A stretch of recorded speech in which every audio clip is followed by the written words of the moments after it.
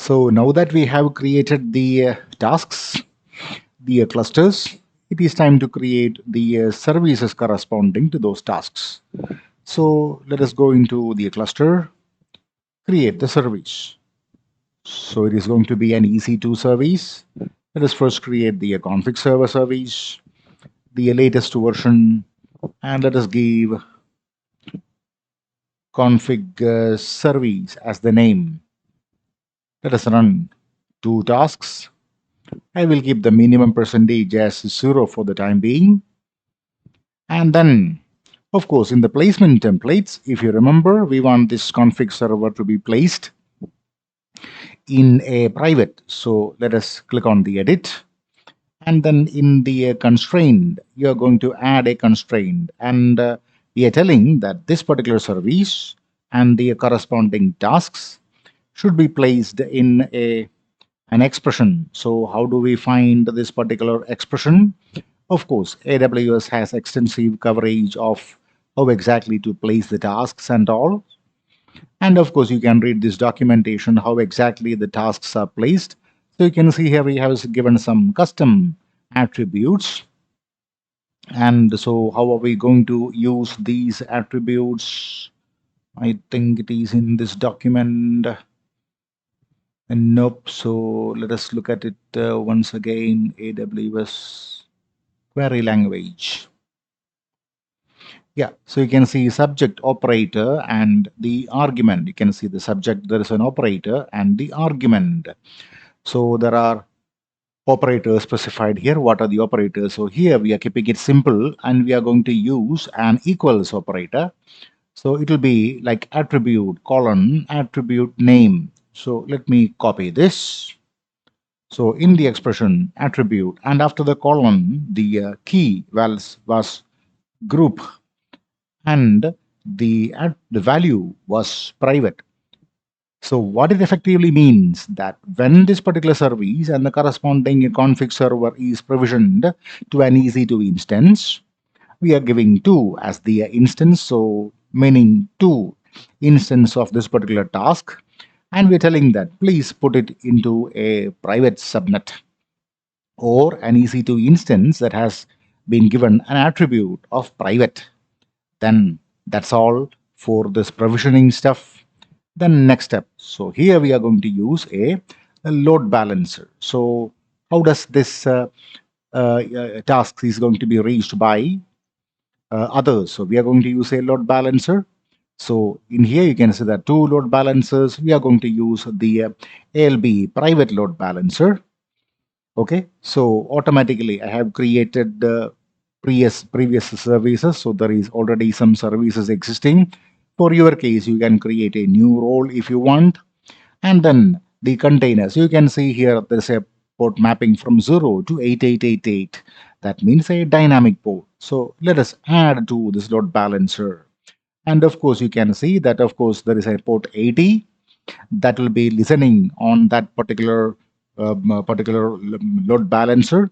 And here I told you, if you remember previously we had created some security groups, sorry, some target groups. So if you look at this is the VPC, so let us go to EC2. And then if you look at the target groups, I told you we will not be using this dummy private. Instead, when we create the ECS, we will create a new target group.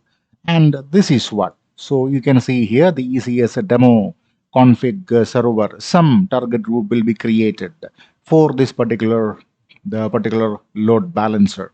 And of course, it is HTTP. The path pattern is going to be anything / and star. And of course, we are giving an evaluation order with the highest priority of 1. And then we are telling I have already included the actuator here. So I will be using the actuator endpoint and the health endpoint for checking. So what happens here is that this target group, this ECS demo target group, will only add those instances that is actually healthy. So what exactly it will do? It will go into that actuator health endpoint, and if it returns 200, okay, those EC2 instances. So those containers will be added to the target group, meaning when a request comes through this particular load balancer, and if some hit happens at the port 80, it will be forwarded to those EC2 instances or those containers that is part of this particular target, and only those containers will be part of the target that are healthy. And this is the actuator health endpoint that we are asking for checking it. So this is as simple as it is, right? There is nothing more. We selected the application load balancer. The load balancer was already created for us. We created these things, and the listener port is going to be 80. And then the target group, here we are going to create a new target group, or the service will create a new target group with whatever the name, and then the path, anything, of course, forwarding to the root path or anything after that particular root path. Then the actuator health.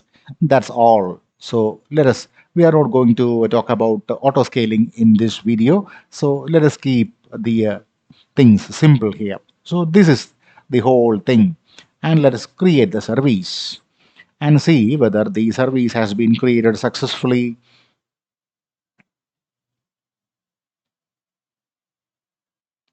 Yes, the service has been created successfully, and then click on the view services. You can see that two configuration server instances because we said so in the service definition. So how do we identify? So if you look at the target group and then click on refresh, you can see that new target group has been created here. And if we click on it and then look at the targets, you can see these two instances are part of that particular target group.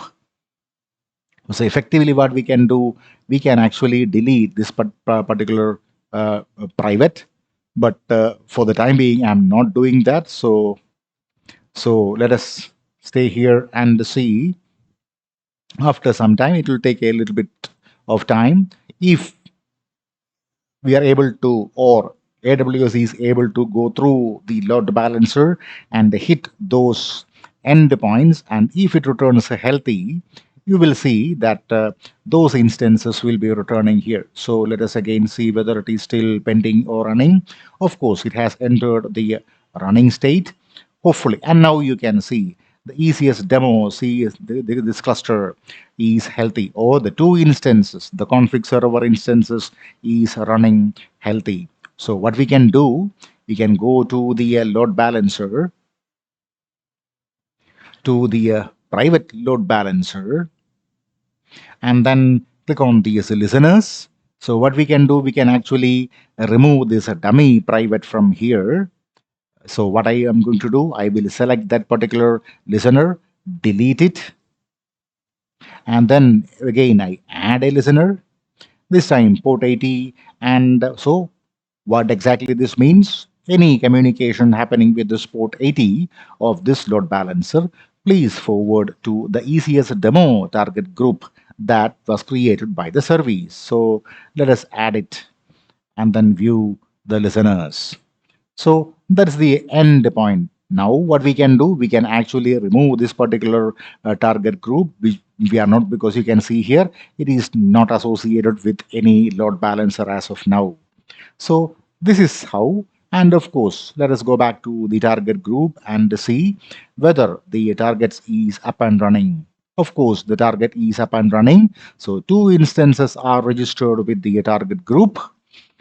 And so the initial creation of the ECS, these two configuration server is working fine. The next thing will be the book service. We will take up in the next video.